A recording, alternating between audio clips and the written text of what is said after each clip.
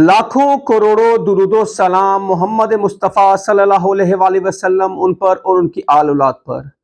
अस्सलाम वालेकुम, मैं आपका होस्ट हसन शहबाज। आप देख रहे हैं मेरा डिजिटल यूट्यूब चैनल। मैं अपने चैनल में आपको खुशामदीद कहता हूं। जिन्होंने मेरे चैनल को सब्सक्राइब नहीं किया उनसे मेरी रिक्वेस्ट है, मेरे चैनल को सब्सक्राइब करें, लाइक करें और ज्यादा से ज्यादा इसको शेयर करें और कमेंट्स मुझे जरूर किया करें। आपका कमेंट्स मेरे लिए हौसला अफजाई है और इससे मुझे पता चलता है कि मेरी वीडियो आपको कैसी लगी। सबसे पहले खबर, 3 साबिक वज़ीर आज़म की सुप्रीम कोर्ट में केस। नवाज शरीफ अल अजीजिया केस में बरी, लेकिन नाहली की तलवार अभी भी लटक रही है। नवाज शरीफ साहब का मुस्तकबिल क्या होगा? क्या वो इलेक्शन लड़ेंगे या नहीं लड़ेंगे, या नाहली बरकरार रहेगी, या नाहली 5 साल की मुद्दत में कन्वर्ट हो जाएगी? उसके बाद बिलावल भुट्टो जरदारी ने रायविंड को बड़ा सरप्राइज का ऐलान कर दिया गया है कि वो बिलावल भुट्टो जो इस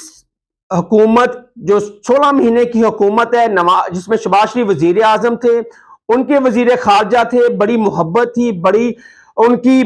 साथ, लेकिन अचानक क्या हुआ कि बिलावल भुट्टो ने अपने तोपों के रुख रायविंड की तरफ कर लिए हैं। ये आज हम आपके सामने तफसील रखेंगे। सबसे पहले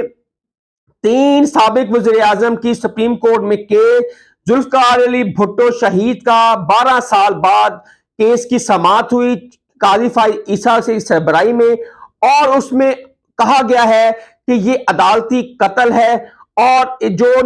जुल्फ़िकार अली भुट्टो पे लगे हुए दाग हैं आज उसको धोने का वक्त आ गया है। अवाम को तो पहले ही पता था कि जुल्फ़िकार अली भुट्टो को एक नहत्ते और बेगुनाह होते हुए उनको सूली पे लटकाया गया और उनकी जमात के जो सरबराह थे उनको कत्ल किया गया, एक वाहिद शख्स की खातिर जिसके हुक्म पर अदालत को मैनेज किया गया और एक बेगुनाह को कत्ल का इल्जाम लगाकर सूली पर लटका दिया गया। और तब भी भुट्टो जिंदा था, आज भी भुट्टो जिंदा है। ये बिलावल भुट्टो जरदारी ने आज वो सुप्रीम कोर्ट में अपने नाना जुल्फ़िकार अली भुट्टो की केस में समाअत में वो पेश हुए। जरदारी साहब भी थे, बिलावल भुट्टो भी थे, और उसके बाद उन्होंने कहा कि चीफ जस्टिस काजी फाइज ईसा ने भी कहा कि हमें खुशी हुई है कि हम जुल्फ़िकार अली भुट्टो के लगे हुए दाग को आज खत्म करने का दिन आ चुका है और अवाम को भी पता चले कि अदालत पे लगे हुए जो इल्जाम है वो किस हद तक ठीक है। और आज एवन फील्ड में अल अजीजिया में नवाज शरीफ साहब आज पेश हुए Islamabad high court chief justice Aamir Farooq की अदालत में, और 2 रुकनी बेंच ने आज समाअत की अल अजीजिया केस की, और नवाज शरीफ को बगैर सबूत ना होने पर बरी कर दिया गया है और कहा गया है कि ये सिर्फ और सिर्फ सबूत एक फोटोकॉपी पे मुसल्लत थे और एक व्हाट्सएप ट्वीट पर। इसमें इससे आगे और नैब ने कोई तफ्तीश और कोई सबूत पेश नहीं किया, जिसकी वजह से नवाज शरीफ को अल अजीजिया केस में बरी किया जाता है। ये तो हमें सबको पता था कि जैसे जैसे नवाज शरीफ को एवन फील्ड में बरी किया, फिर अल अजीजिया में बरी किया, और अब नवाज शरीफ को नाहली केस में भी बरी हो जाएंगे, सुप्रीम कोर्ट कर देगी। आप हैरान रहेंगे ऐसा कैसे हो सकता है, क्योंकि सुप्रीम कोर्ट के जो ज्यादा अक्सरियत के जो जज थे उनका फैसला था कि नाहली को बरकरार रखा जाएगा और ताहयात नवाज शरीफ नाहल होंगे। ये आपको याद है कि 8 और 7 के फैसले से ये फैसला आया था जिसमें काजी फाइज ईसा उस बेंच का हिस्सा थे जिसमें कहा गया था कि 5 साल की नाहली बरकरार रहेगी, लेकिन अतल मनिल्ला का अजाफी नोट आया और उन्होंने उस साइड पे खड़े होकर कहा कि आइन में की तशरीह करते हुए कहीं भी नहीं लिखा हुआ कि इस आइन में कि नाहली 62F1 के तहत 5 साल है, क्योंकि इसका भी आइन में तायुन ही नहीं किया गया। इसलिए नवाज शरीफ की नाहली जो है वो 5 साल ही ताहयात होगी। लेकिन उसके बाद जारी बात है, पार्लियामेंटेरियन सुप्रीम है, पार्लियामेंट कानून बनाती भी है, तोड़ती भी है, उसको सीधा भी करती है। یہ پارلیمنٹ کا کام ہے، سپریم کورٹ کا یہ کام نہیں ہے آئین بنانا، نہ وہ آئین کو توڑ سکتی ہے، آئین میں وہ تشریح لازمی کر سکتی ہے لیکن آئین وہ بنا نہیں سکتی۔ پارلیمنٹ نے اسی دوران جب شہباز شریف کی گورنمنٹ تھی وہاں سے آئین میں ترمیم کی اور اس کی مدت نااہلی کی 5 سال رکھ دی، اور اس کے بعد یہ دوبارہ سپریم کورٹ میں درخواست ظاہر ہوتی ہے جس میں قاضی عیسیٰ نے اپنا نوٹ لکھا تھا، اس نے کہا تھا کہ پارلیمنٹ سپریم ہے اور پارلیمنٹ آئین میں ترمیم کر سکتی ہے کیونکہ پارلیمنٹ کو یہ اختیار ہے آئین بنانے کا، ہم اس کی صرف تشریح کر سکتے ہیں۔ اگر آئین میں لکھا ہے اگر پارلیمنٹ میں ترمیم کر دی گئی ہے 5 سال تو نااہلی کی بھی مدت 5 سال ہی ہوگی، تا حیات نہیں ہوگی، کیونکہ قاضی عیسیٰ نے اس کا پہلے ہی ججمنٹ دے دی تھی، اور لیکن تب آئین میں ترمیم نہیں تھی۔ اب آئین میں ترمیم ہو چکی ہے، پارلیمنٹ نے کر دی ہے، اب لہٰذا نواز شریف کی جو نااہلی ہے وہ صرف 5 سال کی ہوگی، اب وہ تا حیات نہیں ہوگی۔ اس میں جہانگیر ترین بھی آتے ہیں کیونکہ وہ بھی 62(1)(f) کے تحت تا حیات نااہل ہوئے تھے، جب وہ مینج کرنا تھا، ترازو کے پلڑے برابر کرنے تھے، پھر جہانگیر ترین کی وہ بلی دے دی گئی تھی اور عمران خان کو صادق اور امین ڈکلیئر کر دیا گیا تھا پہلی دفعہ سپریم کورٹ میں۔ اس کے بعد یہ سچویشن ہے کہ نواز شریف اب وزیر اعظم بننے سے ان کو کوئی نہیں روک سکتا، اور اب میں کہوں گا کہ میرا پیارے محبوب، میرے قائد وزیر اعظم چوتھی دفعہ مبارک ہو نواز شریف صاحب کو، اب وہ چوتھی دفعہ کے وزیر اعظم بن چکے ہیں، اب وہ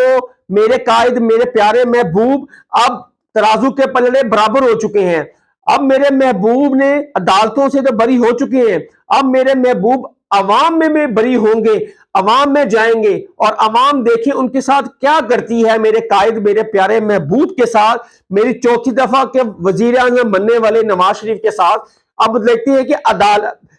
عوام کی عدالت میں وہ بری ہوتے ہیں کہ نہیں ہوتے، کیونکہ عوام کے دلوں میں عمران خان جو پیغام اپنا ڈال گیا ہے اس کو نکالنا نواز شریف کے بس میں نہیں ہے۔ ہم نے گراؤنڈ ریئلٹی دیکھی ہے، عوام کا پلس بھی چیک کیا ہے، عمران خان اور بلہ ہی بلہ ہر طرف نظر آ رہا ہے۔ اس لیے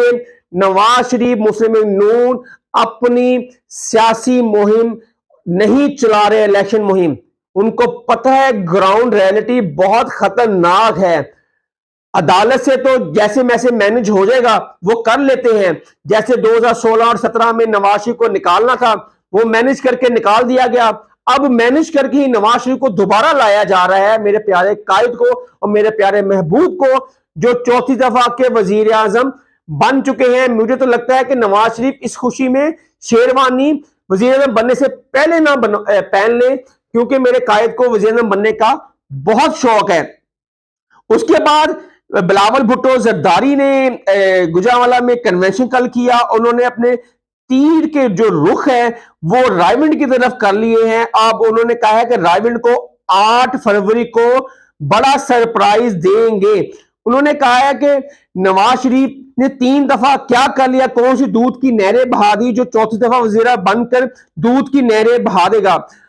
بلاول بھٹو کو یاد ہونا چاہیے کہ آپ 16 مہینے کی ان کی اتحادی تھے، آپ کو وزیر خارجہ بنایا گیا،